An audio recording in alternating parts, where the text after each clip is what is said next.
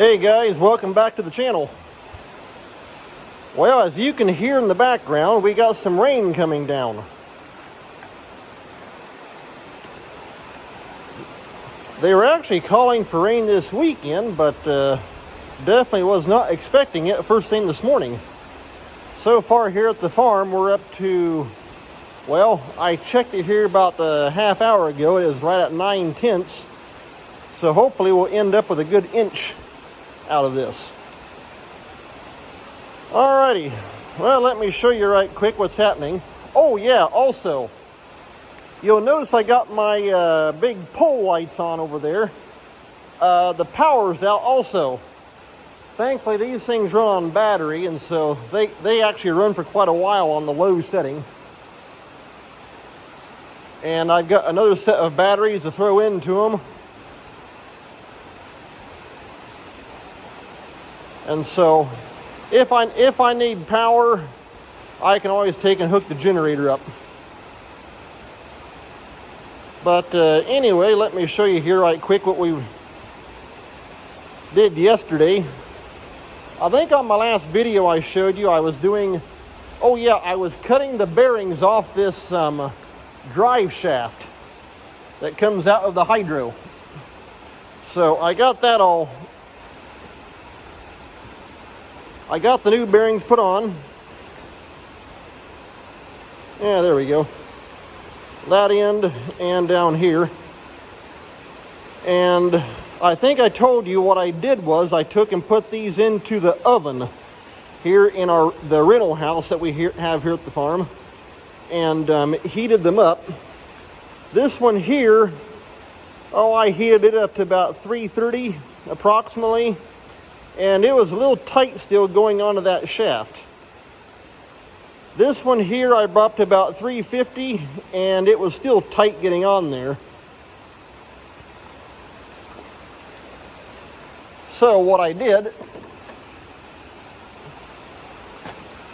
on the big bearing that you can see right there, of course this right here is the axle that I've showed you. On that one, I set the oven at 400 and actually left it in there for about almost 3 hours. That way that thing would get up to right at about 400 degrees. The axle itself, we needed a tub to take and put it in water, well water. That way we can make it as cold as possible. And so what we did, we got the Bobcat out and put this here into the bucket on the Bobcat, then filled the bucket with cold well water. And that got it down, it was in the low 60s, just above 60 degrees. And so we got everything all set up. Naturally, I had this thing here flipped up the other way. And so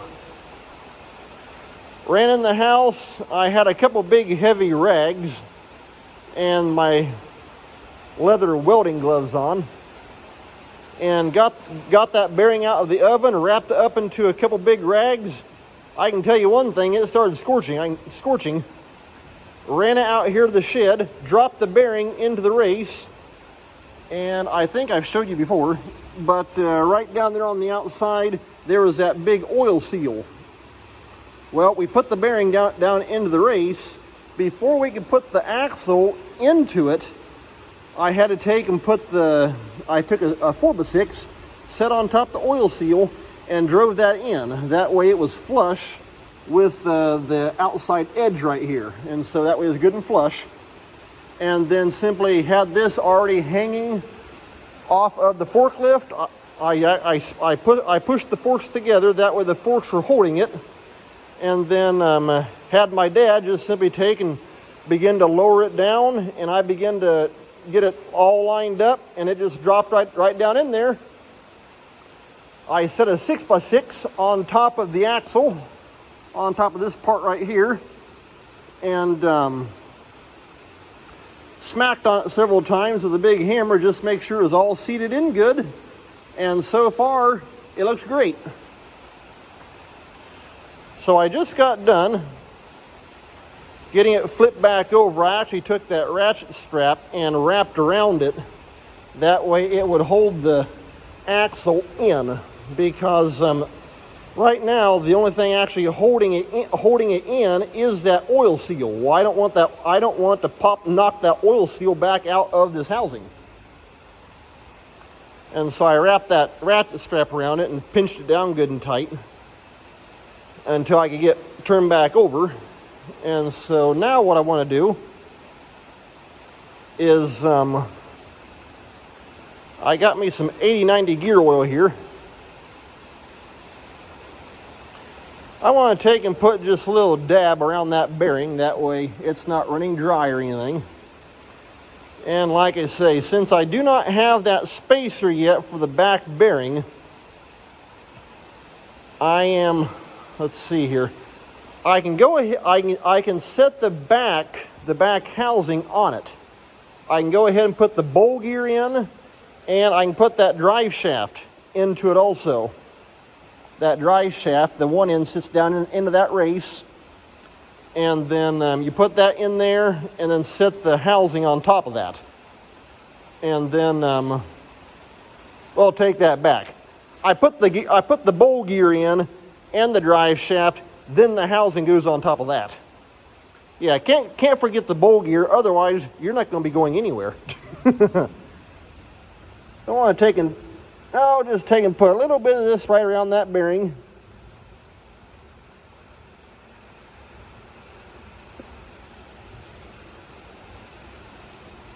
You would think they would run like an 85 140, but this is what AGCO says, and so that's what I'm going to do.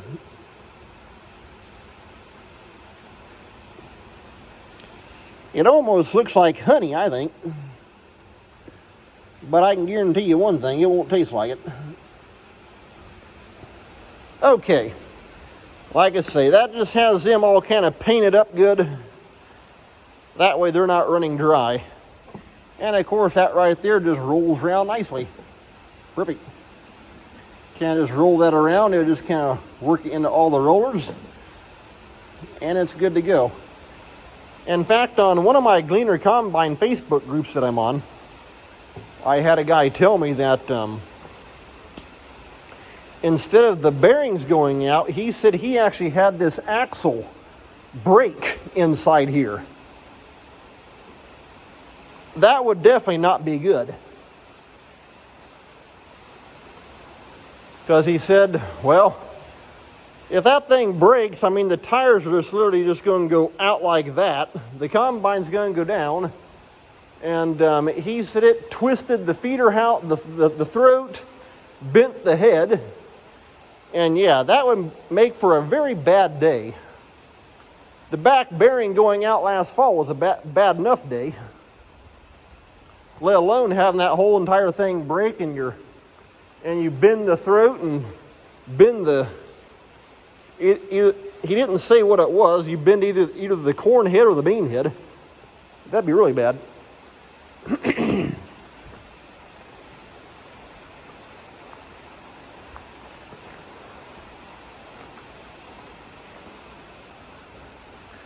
Well, hey, look at it this way. With the power turned off, it's definitely saving money.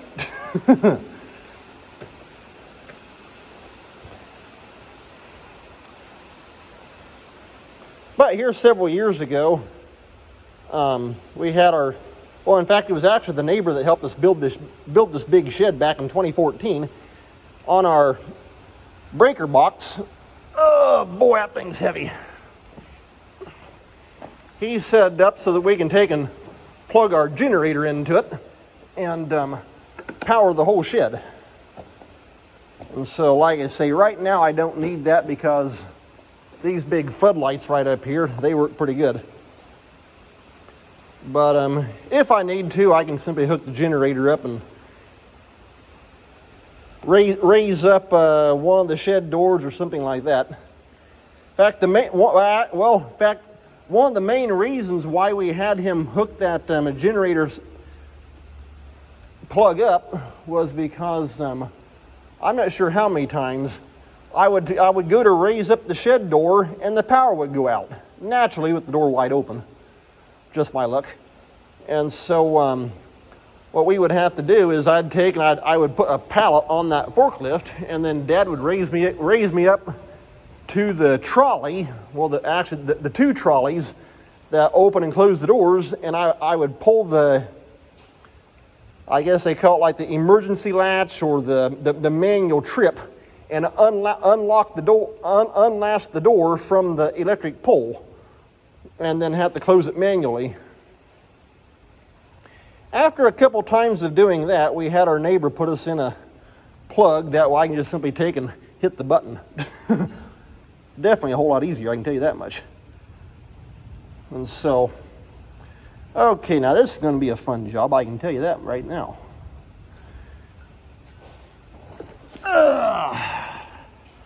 I'm not sure how much this thing weighs, but it ain't light. And I sure don't want to drop anything.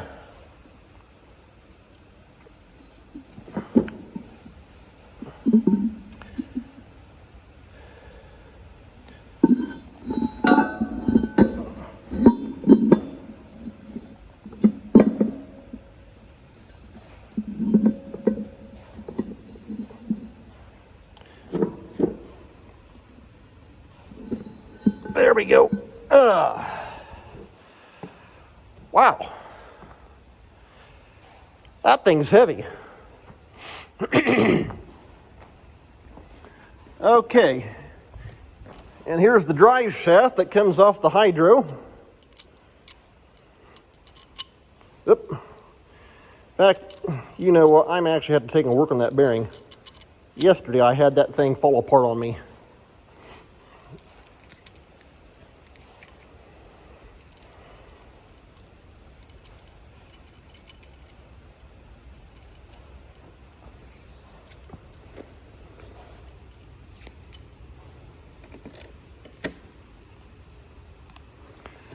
I think it's from when I had to take a hammer and punch and finish knocking this top bearing here on.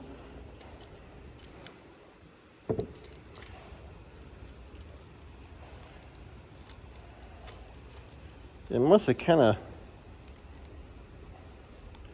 oh, I can kind of see it. It kind of dimpled that retainer that holds the rollers in place.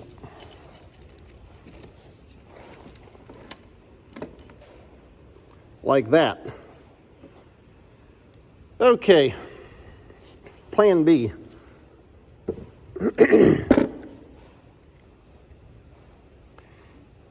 In fact, actually, just a little side note, let's go ahead and shake them all out. I don't want to lose any. Last fall, same bearing, same thing happened.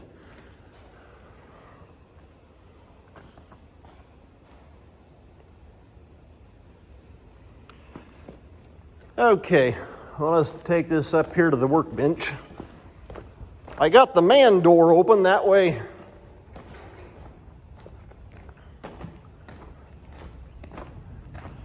there's the generator. I got the man door open, that way it's letting outside light in. Okay, we're going to set that right there. Put the rollers right there. Like I say, last fall on the left side, the same exact thing happened. Well, hey, there's what looks like outside. I parked my truck right there. That way, if I needed to jump into it, I wouldn't have to run that far through the rain. Well, we got some water puddles here and there. That works.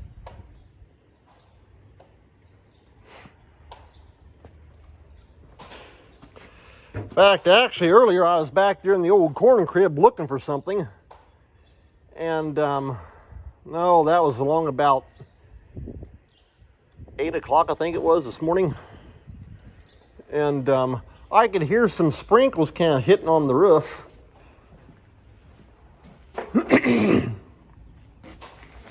And usually, you'll hear the rain slowly getting heavier. Or just a few drops along, and I was actually getting ready to jump back out of it and come back up here to the shed. And just before I got out of it, it went from being just a few sprinkles to wham, a downpour. See, I got rained on.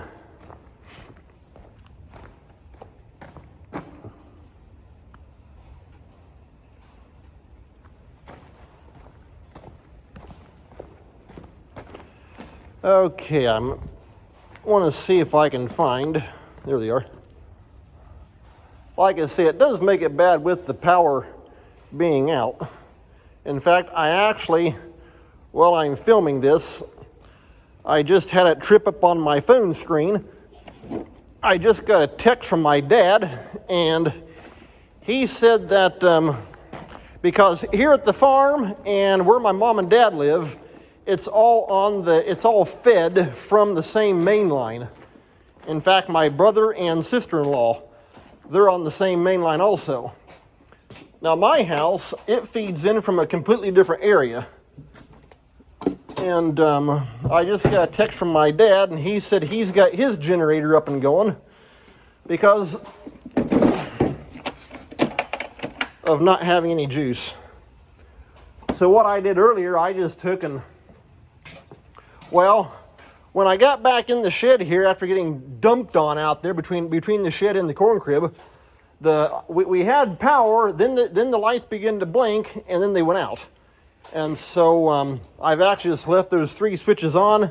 That way, in case the power does come back on, I know it. Okay, what I want to do, in fact, we actually did it last year as well.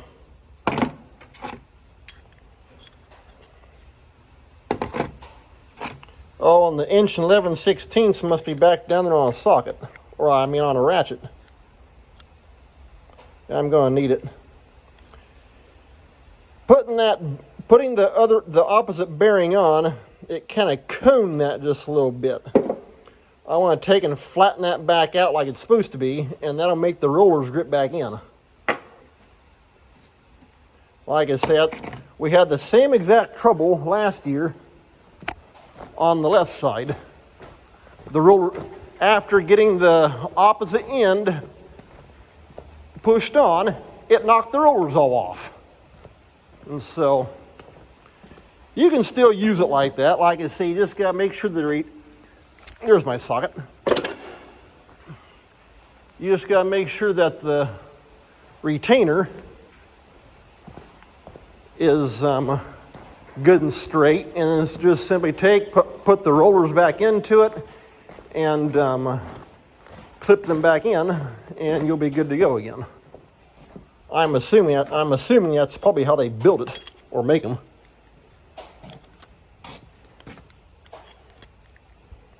Well, that's kind of odd.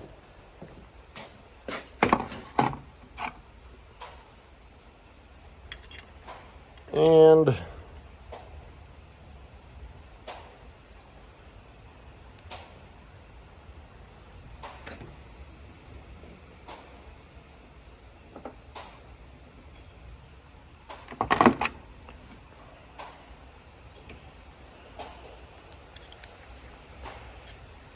inch and 11/16 is too big. Inch and 5/8, which is the next step down, is almost too small.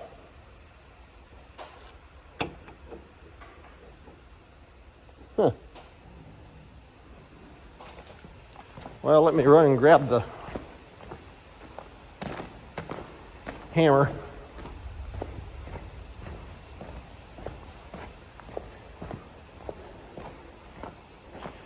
Okay, well, I'll tell you what, since I'm working on getting this here put back together, I see I'm up to about 20 minutes on this video. I think I may end up calling this end to this video. If I remember, I would have to. I gotta take a look again. I think this might be the end of part 8, if I remember correctly.